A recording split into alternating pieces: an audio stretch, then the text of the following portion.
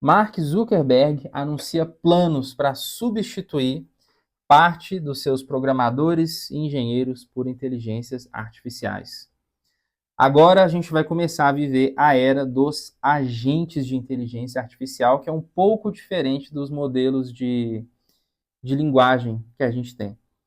E, logicamente, isso afeta qualquer um que quer empreender, seja no digital, acho que fora dele também. Você tinha ouvido falar isso?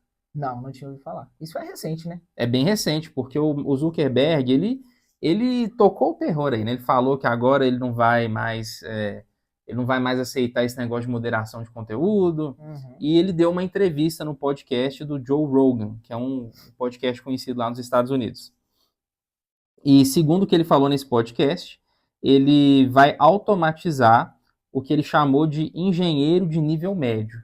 Eu não sei o que seria esse engenheiro de nível médio, mas eu imagino que somente os caras mais fodas vão ser humanos. Eu vi um CEO falando que ele demitiu toda a sua equipe de Ou programadores. seja, se a gente dividir aí caras completamente fodas, os médios e os mais baixos, ou seja, Dos, em 3 grupos, talvez 2/3 vai estar isso, cortados. os Porque se os médios, médios estão cortados, imagina os talvez níveis até inferiores. mais de dois terços, cara, porque eu acho que quanto mais baixo o nível eu acho que mais gente precisa. É, verdade. Então, talvez seja até mais de dois terços.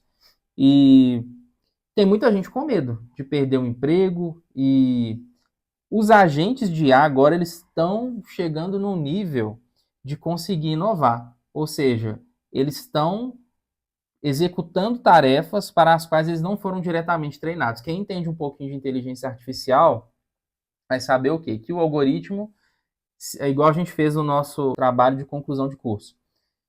A gente treinou uma base de dados de eletrocardiograma, de batimentos cardíacos.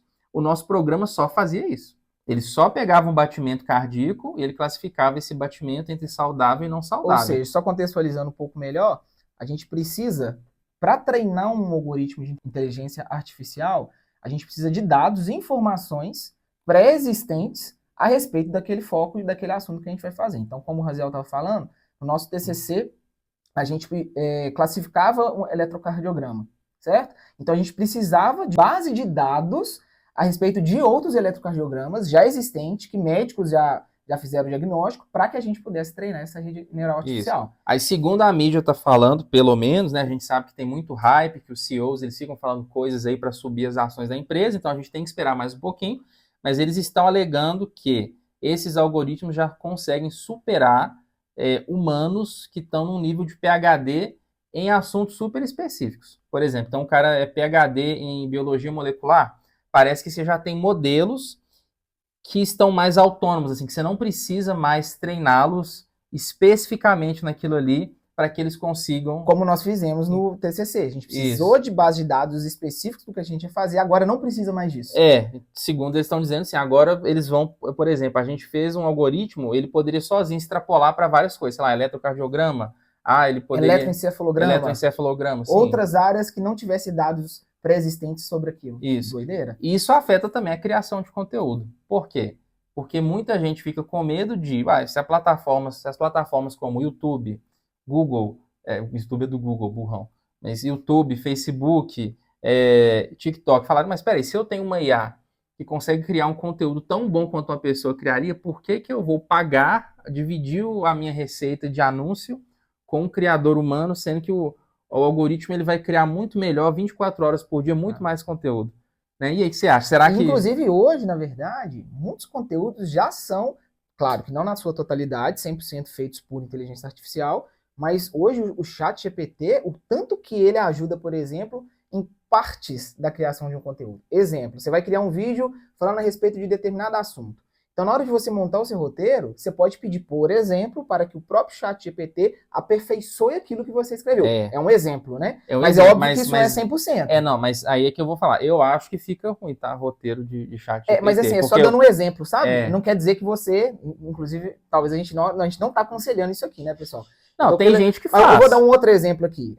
Na hora de criar thumbnail, às vezes vai ter uma pessoa que cria conteúdo que não sabe fazer isso. Ela utiliza, então, de inteligência artificial para poder otimizar aquele trabalho ali que ela não consegue fazer. Hoje é muito feito isso, inclusive. Sim, com certeza. Tem sites hoje que só cria thumb por inteligência artificial. Mas aí que tá, ainda é ruim, cara, porque essas thumbs criadas 100% por IA, elas não conseguem criar palavras, não conseguem criar textos e fica ruim, cara. Não fica bom, tá? Eu olhei isso. Entendi.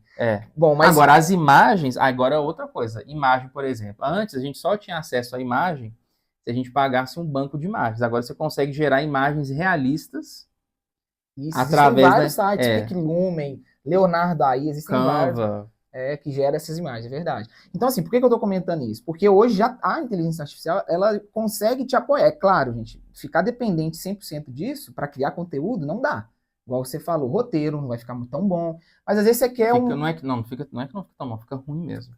Né? Pois é. Agora, criar uma imagem. Imagem, eu não sei. Talvez a imagem seja mais fácil, fica um pouco melhor, né? Porque elas estão bem avançadas. Você cria umas imagens de... Tem algumas imagens que ficam esquisitas. Por exemplo, eu criei uma vez. Toda vez que você tem, assim, uma multidão, eu acho que fica estranho porque ele... Às vezes uma mão fica meio deformada. Mas não só isso. Quando, por exemplo, você fala, sei lá, uma manifestação... ele vai colocar as pessoas ali muito repetitivas, fica muito esquisito, sabe, o jeito que ele cria. Mas você acha que vai chegar nesse ponto da IA substituir 100% dos criadores? Cara, eu acho que assim, pode ser que muitos não consigam competir, mas, por exemplo, se a gente pegar personalidades como MrBeast, esses que são esses maiores, eu acho que ainda vai ter, sabe? Mas vai ser difícil, principalmente para os novos criadores. Você acha que os pequenos vão se fuder nessa aí? Eu acho que a tendência é essa. Ou seja, então nós vamos nos fuder, então. Nós estamos criando esse canal aqui já... exatamente. Então, meu Deus, triste. Mas é isso aí. Mas não sei, né? É uma coisa que não dá para saber. É isso aí, então, pessoal. Eu queria que você dissesse, colocasse aí nos comentários o que vocês acham desses super agentes de IA e o que vocês acham também dessa fala do Zuckerberg. Como vocês acham que isso vai afetar quem está criando conteúdo? Fala aí pra gente. Valeu, pessoal. Até a próxima. Até mais.